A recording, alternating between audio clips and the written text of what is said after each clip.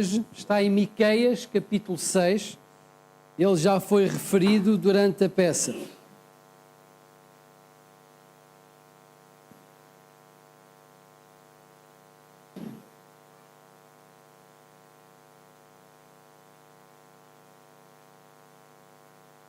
Estamos a falar de Natal. Natal em Portugal. O que é que nós podemos dizer do Natal em Portugal? Temos que falar em comidinha, certo? Então vejam lá se faz sentido o que eu vou dizer. Uma bela posta de bacalhau cozido com todos. Um azeite do bom e um vinhinho para acompanhar. Faz sentido? Sim? Bacalhau no forno com broa. Sim, estaladiço assim por fora. A bela da batata e para acompanhar um vinhinho bom. Certo? Sim? É bom ou não? Pronto. Mudando a emenda. Cabrito no forno. Também dá, não é? Bela da batatinha e para acompanhar um seminho de laranja. Também há quem compre daquele polvo, assim, daquelas coisas assim, que são feitas lentamente com o belo do azeite e a batatinha e para acompanhar um vinhinho ou um copinho de água. Ok? Podíamos falar em peru recheado, podíamos falar em muitas coisas. Mas esta hora do campeonato, se calhar já não é boa ideia continuar, senão acaba-se aqui a pregação.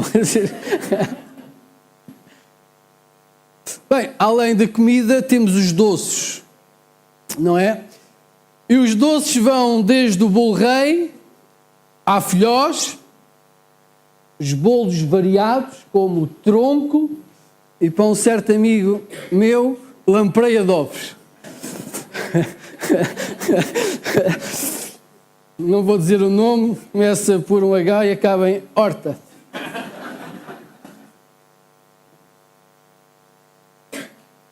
Mas melhor do que a comida é a companhia.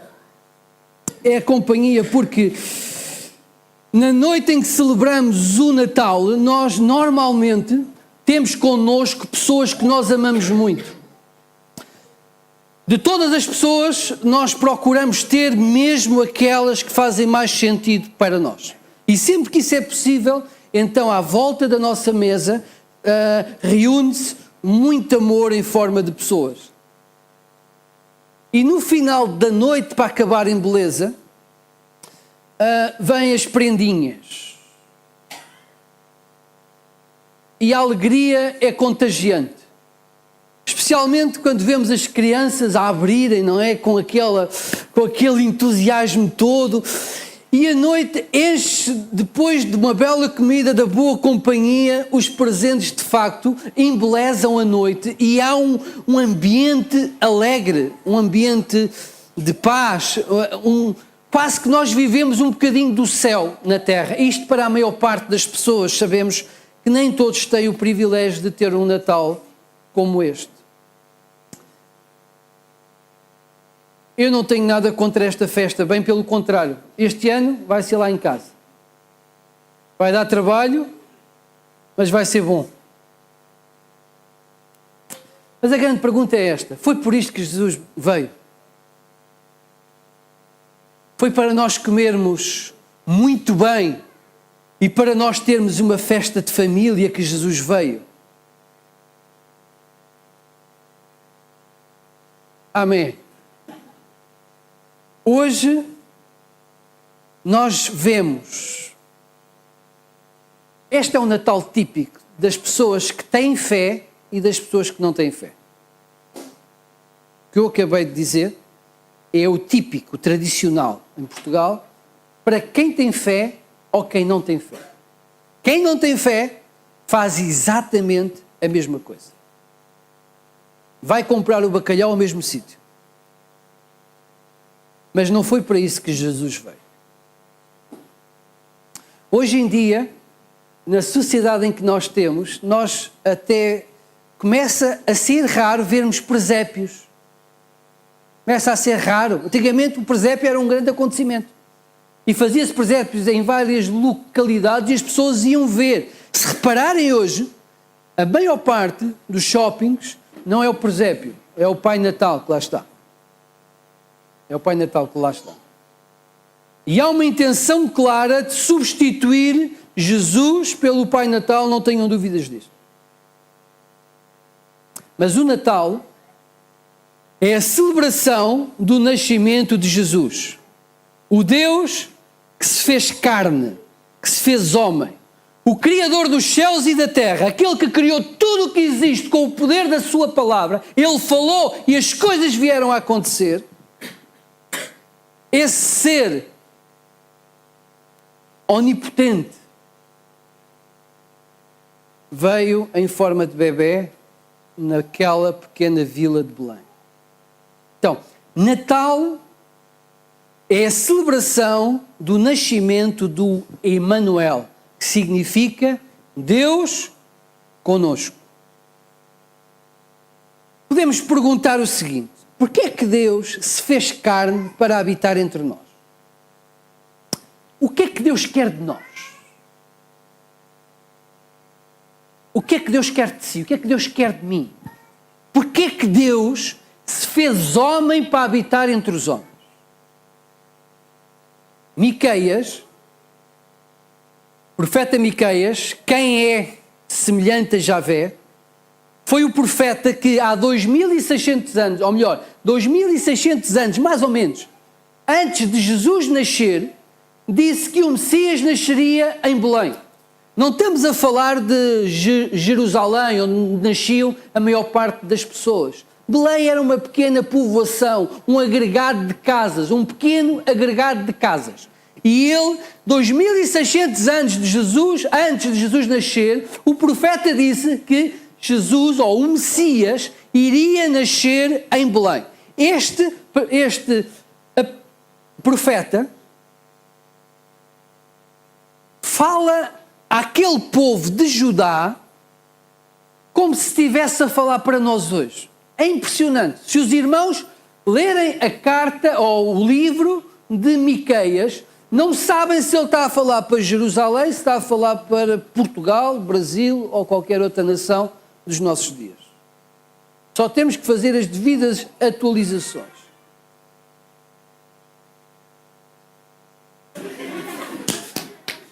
É bonito.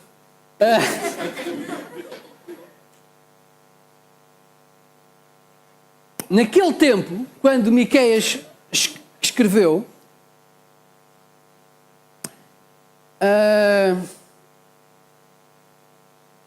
as pessoas viviam com dificuldades. Naquela sociedade havia altos impostos. Onde é que já vimos isto, não é? Vivia uma situação financeira apertada.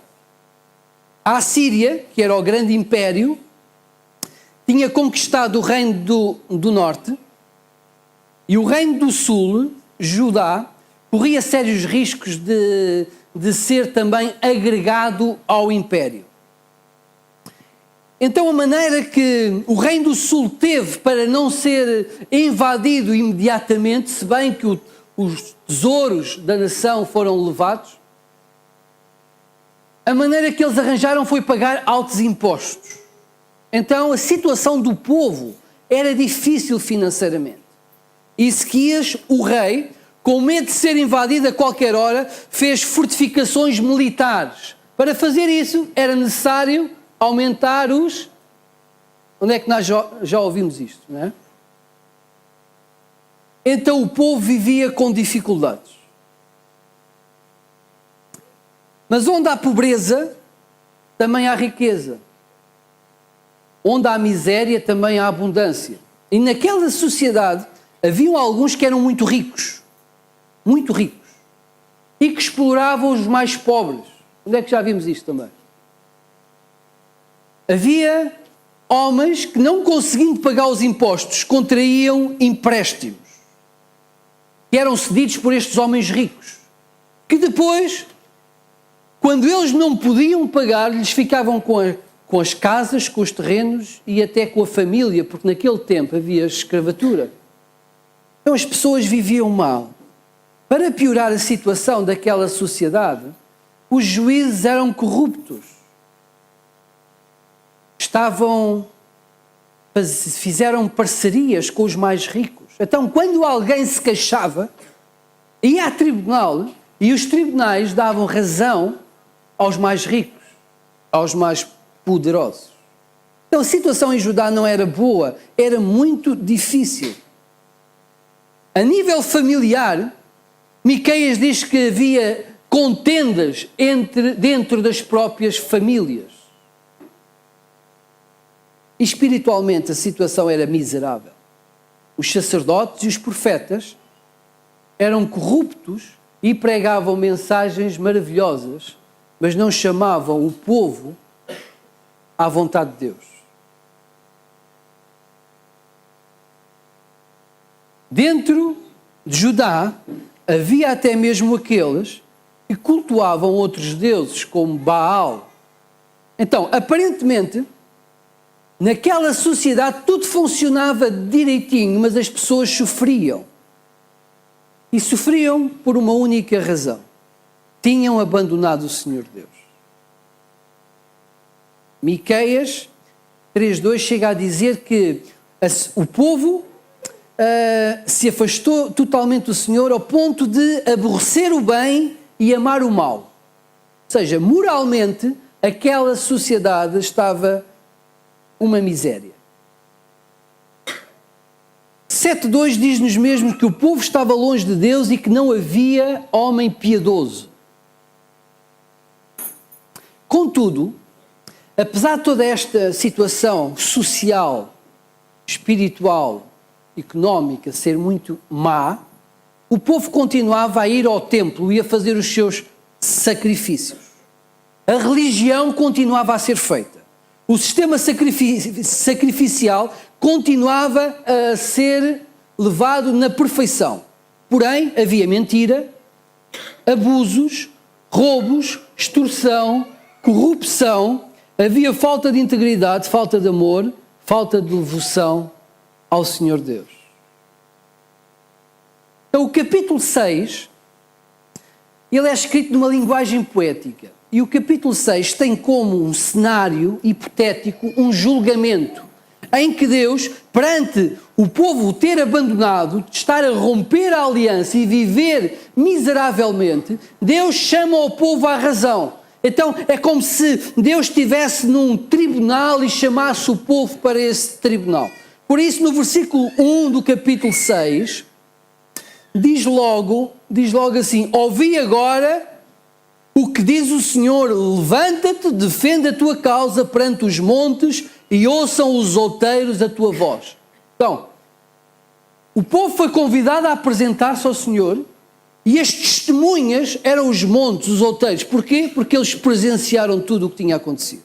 Eles sempre lá estiveram e viram tudo. Uma linguagem poética. Versículo 3. Deus demonstra a sua tristeza pelo facto de o povo ter abandonado. Povo meu, que te tenho feito e com que te enfadei? Responde-me. Por outras palavras, povo meu, o que é que eu te fiz? O que eu fiz para tu me abandonares? Isto é o Deus a falar, Deus a interrogar o povo. E Deus continua no versículo 4. Pois te fiz sair da terra do Egito e da casa da servidão te remi.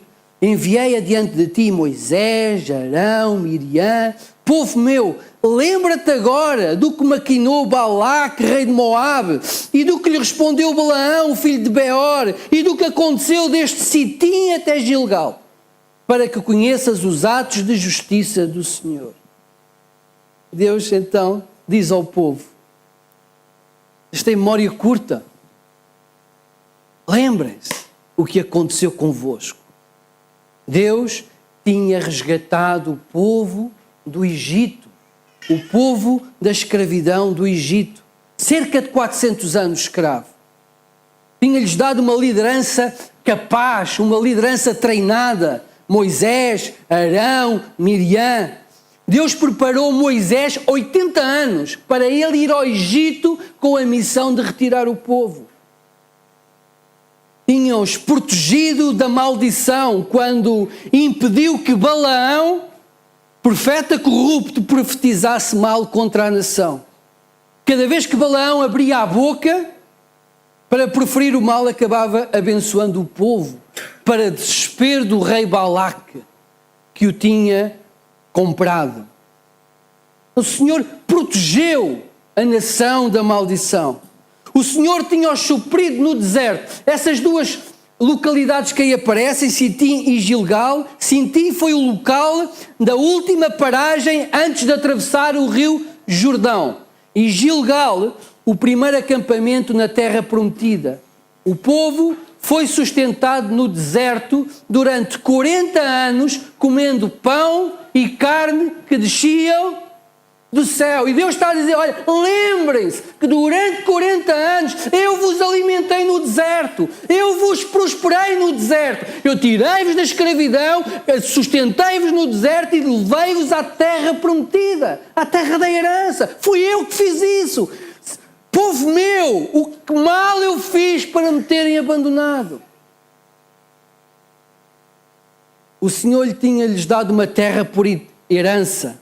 Deu-lhes vitória sobre os inimigos. Ninguém podia fazer frente ao povo de Deus quando Deus estava com o seu povo, quando o seu povo estava com Deus. Lembram-se em Refidim? Moisés de braços levantados em oração ao Senhor, clamando, e o povo prevalecia, mas quando Moisés baixava os braços, o povo era derrotado. Lembram-se de Jericó, que caiu, a cidade fortificada caiu como um baralho de cartas. Segundo as orientações do Senhor. Tudo isso Deus fez pelo seu povo. E agora na terra da herança, na terra da graça, onde o povo deveria viver para a honra e glória do seu Deus, para dar testemunho a todas as nações do amor de Deus, eles esqueciam-se do Senhor, esqueciam-se da aliança que tinham feito e cultuavam até outros deuses. Então no versículo 3, Deus está triste, Deus mostra o seu espanto, a sua tristeza. Porquê é que sentem enfado de mim? Porquê é que não me podeis suportar? Sabe, parece aqueles filhos, aqueles filhos que foram criados com muito amor, foram sustentados com muito amor, os pais fizeram tudo por eles, sacrificaram-se ao máximo por eles, e assim que eles cresceram e ganharam alguma autonomia, foram embora e não quiseram mais saber dos pais. Os lares da terceira idade estão cheios de pessoas com o sentimento de abandono por parte dos filhos. É isto que está aqui a acontecer. Deus abençoou o povo e o povo esqueceu-se de Deus na terra que Deus lhes tinha dado. E a resposta que o povo dá neste suposto julgamento está no versículo 6. E é ridícula. Vejam. Como que apresentarei ao Senhor e me inclinarei ante o Senhor excelso? Isto é palavras do próprio povo. Virei perante Ele com holocaustos, com bezerros de 1 ano, agradar-se ao Senhor de milhares de carneiros, 10.000 ribeiros de azeite. Darei o meu primogênito pela minha transgressão, fruto do meu corpo, pelo pecado da minha alma. Ó Deus, o que é que nós podemos fazer? Olha, queres mais holocaustos, mais sacrifícios, bezerros de 1 ano, que são os melhores? Ó Deus, olha, queres que a gente traga carneiros, azeite? Olha, queres que a gente coma à semelhança das outras nações pagãs, que ofereçamos o nosso filho mais velho em sacrifício a ti? Deus, o que é que queres que nós façamos? Nós fazemos. O que é preciso? É animais, nós matamos mais. É azeite, nós trazemos mais. É isto, Deus, que tu queres. O povo tinha perdido o amor por Deus. Deus estava do lado de fora da vida do povo. Mas eles continuavam a fazer o culto. Eles pensavam, bem, se fizermos mais sacrifícios, Deus fica bem contente e vai nos abençoar. Se matarmos mais uns animais, o Senhor vai ficar contente e vai nos abençoar. Ainda hoje há pessoas assim que pensam. Há pessoas que pensam, se vierem ao culto, se vierem à igreja, ou se forem pagar uma promessa não sei aonde, satisfazem os critérios básicos necessários para serem abençoados por Deus. Há pessoas assim, pensam que se cumprirem o ato religioso, Deus vai ficar muito satisfeito e vai derramar a sua graça e a sua bênção sobre a sua vida. E isto pode acontecer entre os católicos, entre os evangélicos, entre qualquer povo que diz adorar ao Senhor. Sabem, meus queridos, Deus não quer religião. Deus não quer religião. E Deus não quer que nós saibamos coisas sobre Ele apenas. O que Ele exige de cada um de nós todos os dias é o nosso coração. O que Deus quer de nós é o nosso coração. É um relacionamento íntimo com Deus. Podemos enganar o pastor, podemos enganar a família, podemos enganar a igreja, podemos enganar qualquer pessoa. Uma capa super espiritual, cumprindo os nossos preceitos religiosos. Sabe? Há momentos em que Deus sente saudades de nós. Há momentos em que Deus pode sentir saudades de nós. Porque o nosso coração se desviou dos caminhos do Senhor. O que Deus quer é o nosso coração, não é a nossa religião. Então, Deus diz ao povo o seguinte. Aliás, o Senhor Deus quer o nosso coração e Deus também nos quer abençoar. Deus quer abençoar a sua vida, Deus quer abençoar a minha vida. Dos versículos mais conhecidos é João 10:10 e foram palavras que Jesus proferiu. Jesus diz assim, olha, o ladrão não vem senão para roubar, matar e destruir. E depois ele diz sobre ele mesmo, eu vim para que tenham vida e a tenham com abundância. Os irmãos conhecem, porque esta é a vontade de Deus para nós. Deus quer que pessoas vivam bem, Deus quer que as pessoas vivam felizes. Isto. Deus quer que nós possamos viver propósitos bons, eternos. Deus quer que na sua presença nós possamos experimentar alegria, paz, amor, justiça. Deus quer que nós possamos sentir satisfação na vida que levamos. E a única maneira que o homem tem de ser feliz, verdadeiramente, é quando ele vive humildemente diante do Senhor. O que Deus é com Deus que o homem consegue a vida eterna e a vida abundante. Emmanuel significa Deus conosco. Deus veio ao nosso encontro, Jesus nasceu, Ele veio para que os homens não tivessem vidas miseráveis, sofridas, angustiantes, mas antes vidas abençoadas. O povo tinha uma religião, o Senhor queria o coração do povo. Versículo 8 diz o seguinte, diz então o que é que Deus quer? Eles estavam a dizer, olha Deus, é preciso matar mais uns animais, nós matamos. É preciso trazer mais azeite, nós trazemos. E o Senhor vai dizer no versículo 8 o que é que o Senhor quer. E o que o Senhor quer é o seguinte, Ele te declarou ao homem o que é bom e que é o que o Senhor pede de ti. Então, o Senhor diz que pratiques a justiça, que ames a misericórdia e andes humildemente com o teu Deus. Pratiques a justiça, ames a misericórdia e andes humildemente com o teu Deus. Isto é o que Deus quer para Judá e é aquilo que Deus continua a querer para nós hoje. Pratiques a justiça significa nós possamos caminhar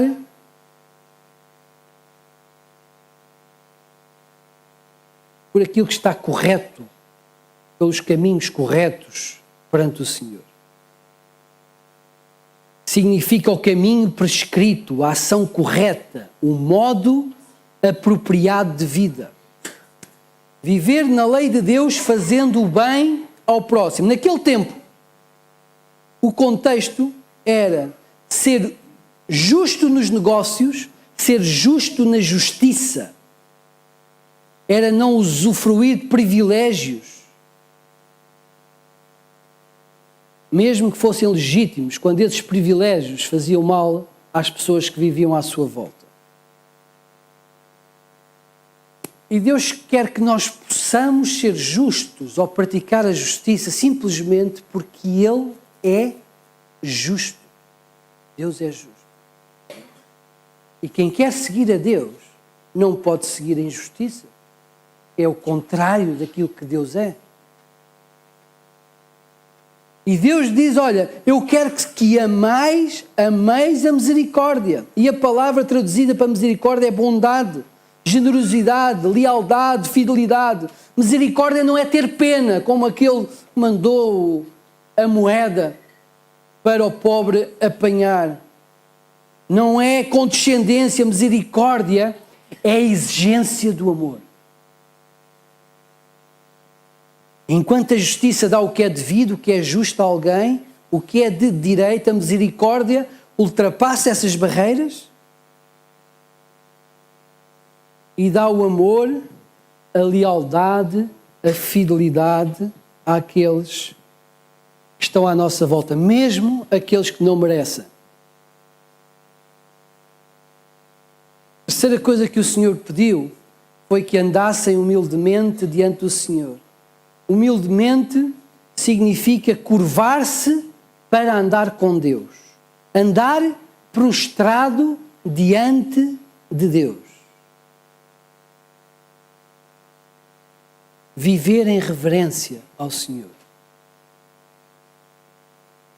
É no dia a dia que nós mostramos se nos sujeitamos ao Senhor ou se somos rebeldes.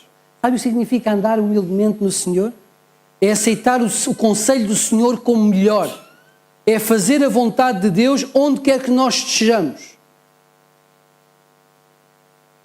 Quando escolhemos, quando falamos, quando sentimos, quando somos cônjuges, quando somos pais, quando somos irmãos, quando somos vizinhos, quando somos conhecidos. Nós mostramos que andamos humildemente com o Senhor da maneira como eu trato o Tosé, ou como eu trato a minha mulher, até mesmo o Tiago.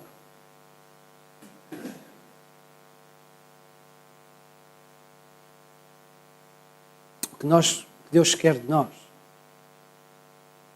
é que nós amemos a justiça, sejamos justos, íntegros, honestos, que olhemos para as pessoas com misericórdia e não com aquele raio-x de juiz. Tu és um imundo, pecador, mereces é castigo. Deus não olhava assim para as pessoas. Deus olhava com amor. Aquela mulher apanhada em adultério, aos olhos dos homens merecia ser apedrejada. Jesus olhou-a com amor e livrou-a da morte.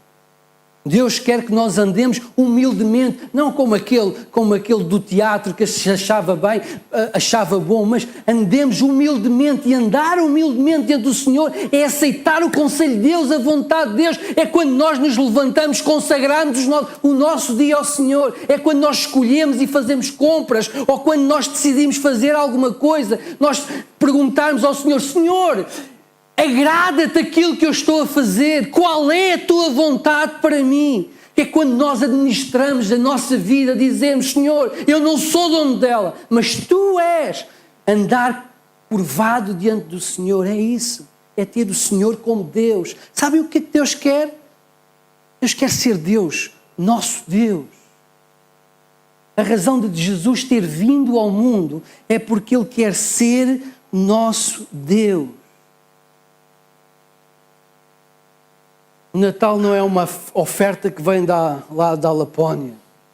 não é o brinquedo, não é a garrafinha, não é a piuga maravilha, não é nada disso.